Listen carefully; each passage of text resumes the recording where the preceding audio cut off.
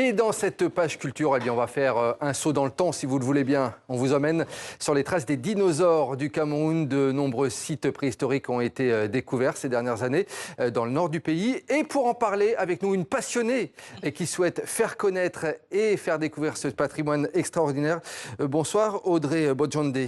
Vous êtes fondatrice de Camerveille avec votre agence, donc vous avez créé. Vous souhaitez valoriser et promouvoir les richesses du Cameroun. Et parmi ces richesses, eh bien, il y a ces sites préhistoriques que l'on ne connaît pas toujours. Puisqu'il faut le dire, il y en a beaucoup des sites préhistoriques au Cameroun. Le pays présente en fait une richesse extraordinaire de ce point de vue-là. Oui, effectivement, Nicolas, il y a toute une richesse préhistorique qui est méconnue sur place. Et il a fallu que j'entame en fait des prospections sur le terrain pour découvrir qu'il n'y avait pas seulement un site découvert, mais trois, dont un récemment découvert. C'est vraiment des très belles images. Ce sont des guides locaux qui vous ont amené sur ces sites. Alors oui, j'ai appris l'existence en fait par des guides sur place. Et puis ensuite, c'est ouvert en fait tout un tas de recherches de ma part pour savoir qui avait bien pu découvrir toutes ces traces qu'on retrouve sur place. Alors, qui a découvert ces traces? Alors, c'est une équipe qui rassemblait donc des chercheurs qui venaient donc des États-Unis, de l'université de Harvard, du Collège de France, et aussi des chercheurs britanniques, et qui étaient en fait menés par le professeur qu'on appelle Michel Brunet. Dans quelle région on est? On est dans le nord du Cameroun, c'est ça? Dans la région exactement du nord, à côté d'un sultanat très puissant au Cameroun, qu'on appelle le sultanat de Rey-Bouba. Donc dans son domaine, il y a un... On voit la carte là, c'est donc dans cette région. Oui, ouais. C'est dans cette région, effectivement, dans le département de Mayoret. Audrey Bodjonde, en quoi ces sites, ces traces de dinosaures sont-elles une découverte scientifique majeure selon vous?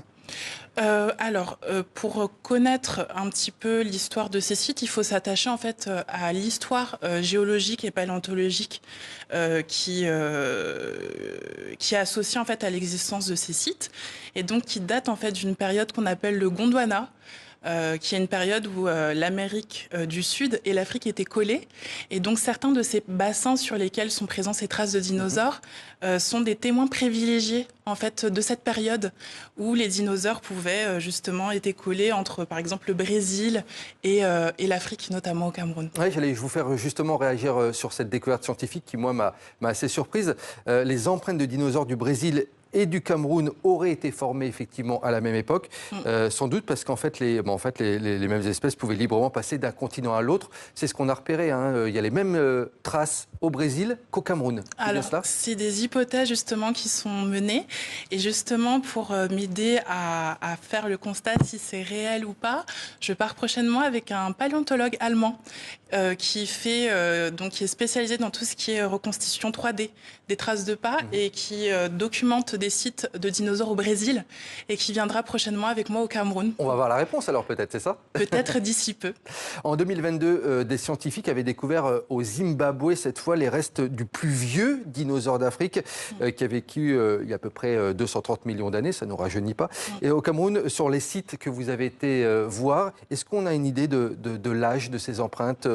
Là, on parle de 230 millions d'années. Elles ont été étudiées de près? Justement, il y a eu des choses très intéressantes qui ont été menées. D'après les premières recherches, apparemment, les sites dateraient d'une période qu'on appelle donc le Crétacé, donc la fin de l'ère des dinosaures et peut-être le début de l'ère humaine. Donc c'est vraiment une période très intéressante en fait pour connaître un peu l'évolution de la vie, peut-être la fin justement des dinosaures, d'avoir un peu plus de raison de cette période-là.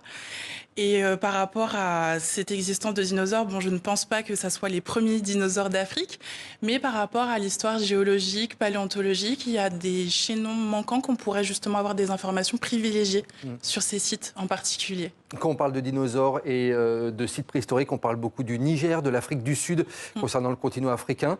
C'est un peu nouveau pour le Cameroun, en tout cas, ce n'est pas connu spécialement du grand public. Votre objectif, à vous, c'est maintenant de faire inscrire ces sites camerounais sur la liste du patrimoine mondial de l'UNESCO. C'est bien cela? C'est bien cela. Donc, je m'appuie en fait sur un large écosystème pour valoriser en fait ces sites préhistoriques, et je m'appuie surtout sur la recherche scientifique.